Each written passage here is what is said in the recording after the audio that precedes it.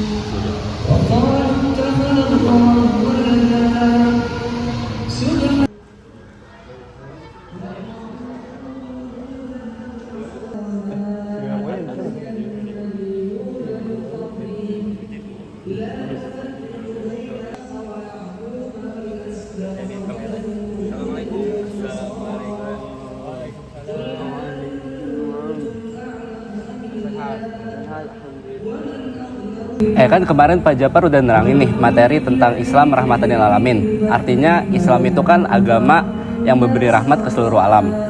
Ya, kemarin Ana dengerin banget tuh tentang materi dari Pak Jafar tentang Islam rahmatan lil alamin. Tapi Ana masih bingung gimana caranya kita ngebuktiin ke semua orang bahwa Islam rahmatan lil alamin itu benar-benar rahmat bagi semua orang. Apalagi terutama untuk kalangan yang beda agama dan beda keyakinan. Menurut Ane, Islam rahmatan lil alamin itu kita tuh harus berbuat baik kepada semua orang tanpa memandang agama dan latar belakangnya. Kita juga harus menghormati satu sama lain. Oh iya, Ane setuju sama pendapat ente. Tapi kok masih banyak konflik-konflik antar umat beragama ya? Padahal kan kalau kita pelajari nih, Islam itu kan membawa rahmat ya. Tapi kok masih banyak nilai-nilai yang bertentangan dengan nilai-nilai kemanusiaan gitu? Kalau menurut Ade sih ya, itu karena tuh pemahaman kita tentang agama tuh belum mendalam. Jadi orang itu cuma tahu agama itu dari segi ibadahnya doang. Padahal kan agama itu dasarnya adalah tentang kasih sayang, toleransi dan keadilan. Nah iya tuh, tapi bagaimana cara kita bisa nerapin nilai-nilai Islam rahmatan lil alamin di dalam kampus yang multikultural ini? Akhi, ingat qala Allah Ta'ala fi kitabihil karim wa ma arsalnaka illa rahmatan lil alamin. Jadi menurut Ane, kita tuh harus mulai dari hal-hal yang kecil. Contohnya, misalkan teman kita yang beda agama, kita sapa dia di jalan.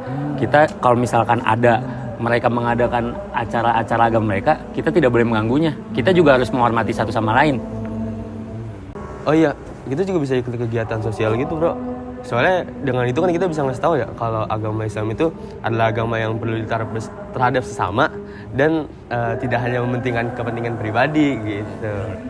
Ane setuju sih, tapi selain dua hal tadi, kita tuh juga harus berani melawan segala bentuk intoleransi dan juga diskriminasi. Jangan sampai kita tuh malah terprovokasi oleh isu-isu yang dapat memecah belah umat agama. Nah, tapi bagaimana kita bisa mengubah pandangan orang-orang yang masih skeptis sama agama Islam ini, terutama dengan isu-isu terorisme yang saat ini banyak terjadi di luar negeri sana? Caranya, ya kita harus menunjukkan sikap baik kita terhadap mereka. Terus kita juga harus nunjukin ke mereka itu, kalau agama kita itu agama Islam, kita tuh membawa kasih sayang. Nah, tapi yang terpenting nih, kita juga masih kudu memperdalam ilmu agama kita gitu. Soalnya kan kalau kita paham nih agama kita bisa jauh lebih memahami bagaimana kita mengimplementasikan ajaran agama kita gitu loh. Bener banget tuh. Jadi semoga kita semua ini bisa menjadi contoh yang baik dalam mengimplementasikan nilai-nilai Islam rahmatan lil alamin. Karena gimana pun juga kan semuanya dimulai dari hal terkecil, dari diri sendiri. Ya kan? Karena di masjid gak boleh. Tomorrow.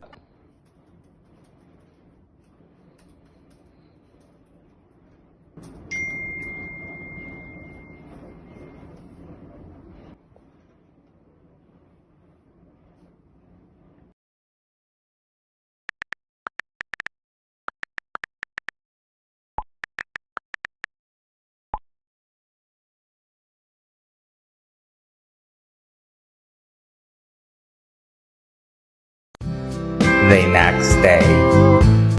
Halo guys, kita kayaknya udah nemu nih target narasumber kita yang sesuai dengan kriteria. Ayo kita ikutin. Halo Kak, selamat siang. Siang. Aku boleh izin wawancara Kakak nggak buat tugas proyek agama? Sebelumnya boleh perkenalan dulu nggak, namanya siapa? Oke, perkenalkan namaku Alfa Romar Kulenhere, biasa dipanggil Alfa. Perkenalkan, nama saya Chandra Mardika. Nama aku Melisa Tanu. Aku dari jurusan manajemen. Dari jurusan manajemen. Dari jurusan manajemen. Mohon maaf nih aku nanya, tapi Kakak agamanya apa? Aku kebetulan Kristen. Oh, oke. Agama aku itu Kristen.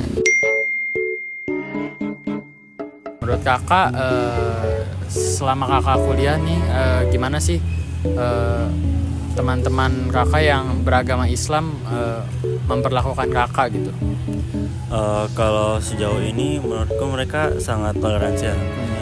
Dari teman-temanku yang memang mayoritasnya Muslim, mereka cukup menghargai. Terus mereka kalau misalnya ada pas hari Minggu gitu, kalau mereka ngajak jalan tuh mereka udah tahu kalau aku gereja, jadi mereka kayak menunggu aku selesai gereja gitu.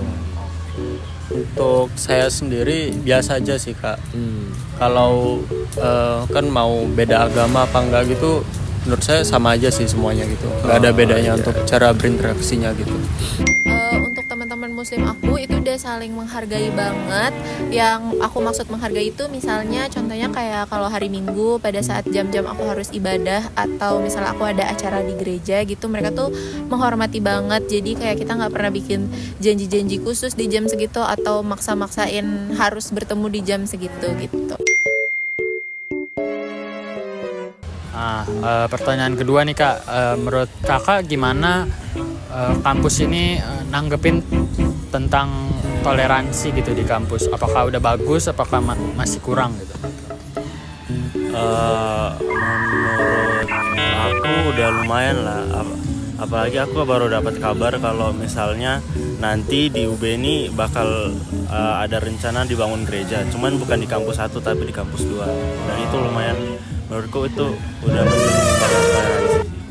Keren ya UB ya berarti. Untuk menurut saya sendiri kecil sih Kak. Kecil. Kayak bahkan hampir gak ada untuk di daerah sini ya, sekitaran sini gitu. Kebetulan saya lihatnya begitu. Oke, kalau untuk di UB itu aku ngerasa udah sangat toleransi ya. Karena kan di UB juga kita tuh ada organisasi-organisasi untuk agama-agama lain juga, dan organisasi itu difasilitasin dan cukup besar juga gitu dampaknya ke mahasiswa-mahasiswa yang beragama non-muslim.